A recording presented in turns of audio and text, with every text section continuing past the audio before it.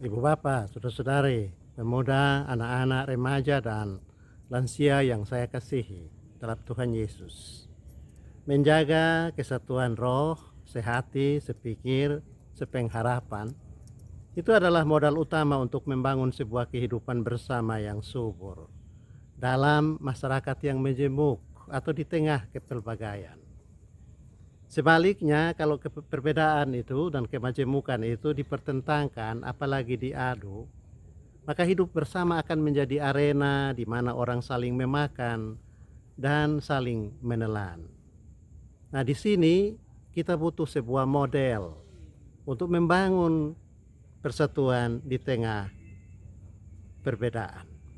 Kejamakan pribadi Allah Tritunggal itu adalah modal atau model yang berguna dalam rangka menjaga kesatuan roh di tengah perbedaan-perbedaan. Sementara penderitaan yang dialami oleh pemuda di Gerasa, seperti yang diceritakan dalam Markus pasal 5, akibat mismanajemen dari roh-roh legion yang mendiami diri pemuda itu, mengakibatkan kehancuran. Amburadul hidup si pemuda itu karena tidak ada kesatuan roh dan tidak ada upaya untuk berelasi dalam damai antara kepelbagaian yang ada. Nah, dari sudut pandang ini saya ajak kita untuk coba merenungkan Efesus pasal 6 ayat 1 sampai 16 dengan tema merawat persatuan di tengah perbedaan. Ada hal mengagumkan yang bisa manusia pelajari dari lebah saat membuat kantung-kantung menyimpan madu. Ratusan lebah bekerja bersama dengan cara yang sangat mempesona. Tiap lembah pekerja membuat kantung persegi 6 dari sudut yang berbeda-beda. Mereka membangun satu tempat untuk meletakkan madu-madu mereka. Dan bekerja begitu rupa dari sudut masing-masing, bertemu di tengah-tengah. Dan tidak ada kesalahan sedikit pun di tempat di mana mereka bertemu. Lebah-lebah itu juga menghitung besarnya sudut antara kantung yang satu dan kantung yang lain, sehingga membangun sarang dengan kemiringan 13 derajat. Ini membuat kantung-kantung tempat madu itu miring ke atas, sehingga madunya tidak mungkin tumpah. Ukuran tiap kotak persegi 6 juga sama. Dan saudara-saudara, ini benar-benar sebuah arsitektur yang mempesona. Lebah menghasilkan bangunan sarang maha indah itu karena mereka dalam tiap-tiap komponen itu bekerja meskipun dari sudut masing-masing, tetapi dengan visi dan misi yang sama. Tiap lebah bekerja sehati, sepikir, satu tujuan, dan memelihara kesatuan roh. Ini juga yang Paulus minta dari orang-orang percaya di Efesus. Perlulah menjaga kesatuan roh, hidup sehati sepikir, dan kita sudah punya dasar untuk itu, yaitu satu Tuhan, satu baptisan, satu pengharapan, dan satu iman. Nah, semua hal yang dikerjakan bertolak dari jiwa, semangat, roh, dan pikiran yang terfokus pada tujuan, dengan memperhatikan norma-norma, nilai-nilai yang disepakati bersama, pasti menghasilkan produk yang mendatangkan kebahagiaan dan sukacita dan berkat bagi masyarakat. Nah, kenyataan ini membenarkan peribahasa kita. Bersatu kita teguh, bercerai kita runtuh. Saudara-saudara bisa bayangkan ada perbedaan kekuatan menggenggam sesuatu kalau 5 jari dalam satu tangan itu melakukannya bersama-sama. Tapi begitu salah satu jari tidak ikut menggenggam, maka cengkraman akan menjadi lemah. Kita punya banyak contoh untuk menunjukkan kebenaran peribahasa tadi. Bersatu kita teguh, bercerai kita runtuh. Nah, karena ini bulan kemerdekaan, saya ingin tarik perhatian pada sang proklamator kemerdekaan kita, Bung Karno. Suatu waktu Bung Karno, proklamator RI, bertemu dengan Joseph Broz Tito, Presiden Yugoslavia. Lalu mereka bercakap-cakap. Tuan Tito, jika Anda meninggal nanti, bagaimana nasib Anda? Dengan bangga Tito berkata, "Aku telah mempersiapkan tentara-tentara yang gagah berani dan sangat terlatih untuk melindungi bangsa kami dari perpecahan." Kemudian Tito balik bertanya, "Lalu bagaimana dengan negara Anda, Indonesia?" Bung Karno berkata dengan tenang, "Aku tidak menyiapkan tentara karena aku telah menyiapkan sebuah nilai kerjasama bagi bangsa dan negara yang aku dirikan, yaitu Pancasila, jiwa gotong royong. Semua bekerja untuk semua." Dan nyata di kemudian hari bahwa kekuatan militer Yugoslavia tidak mampu mencegah bangsa itu dari perpecahan dan kehancuran. Sementara Indonesia masih utuh. Padahal dari segi politik, geografi, dan etnisitas, Yugoslavia mestinya lebih solid. Sementara Indonesia berpotensi untuk terpecah-pecah. Yugoslavia lebih beruntung karena wilayahnya tidak terpisah-pisah dan tidak beretnis banyak seperti Indonesia. Namun saat ini Yugoslavia pecah menjadi 7 negara kecil. Serbia, Kroasia, Bosnia, Slovenia, Montenegro, Kosovo, dan Makedonia. Bangsa Indonesia lebih beruntung karena memiliki pegangan hidup Pancasila yang menyatukan penduduk dari berbagai golongan, suku, ras, bahasa, pulau, dan kepercayaan. Bung Karno berkata, "Aku tidak menciptakan Pancasila. Aku hanya menggali jauh ke dalam bumi kami, tradisi-tradisi kami sendiri. Dan aku menemukan 5 mutiara yang sangat indah."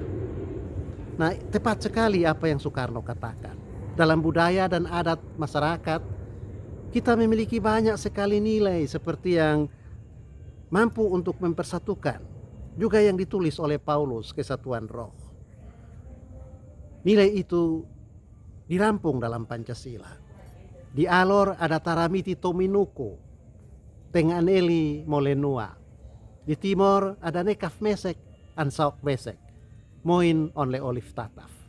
Di Ambon ada ungkapan pela gandom, sakit di kuku, rasa di daging.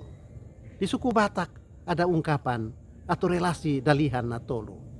Semua ini mengarah pada apa yang disebut Paulus, perlu menjaga kesatuan roh, hidup sehati sepikir. Nah, orang Kristen dan gereja harus menjadi persekutuan yang berdiri di garda terdepan dalam mencontohkan kesatuan roh di tengah-tengah kepelbagaian dan perbedaan. Berbeda itu indah. Hidup menjadi bermakna kalau diisi dengan perbedaan-perbedaan. Saya kasih contoh, ayah jadi dosen, ibu bekerja sebagai perawat, anak pertama di militer, anak kedua ahli otomotif, keponakan A mampir mengoperasikan komputer, keponakan B mengemudi kendaraan. Keluarga ideal. Perbedaan yang mereka miliki membuat mereka menata hidup itu menjadi lebih lancar dan subur. Tapi coba saudara-saudara bayangkan, satu kabupaten semua orang menanam tomat, berjualan tomat, menjadi pengusaha tomat, di mana-mana hanya ada tomat. Ya, hidup di kabupaten itu menjadi sangat kering ya. Nah, Tuhan menciptakan kepelbagaian dan kita butuh kepelbagaian. Tuhan menciptakan itu dan menginginkan ciptaan yang berbeda-beda itu saling mengisi dan melengkapi. Hidup bersama yang dibentuk oleh kepelbagaian dan perbedaan itu indah. Seperti yang kita dengar dalam paduan suara. Tiap-tiap orang bernyanyi dengan ragam suara yang berbeda, tapi dalam satu lirik, dalam satu ritme. Itu hanya bisa tercipta kalau ada kesediaan untuk sehati, sepikir, dan menjaga kesatuan roh.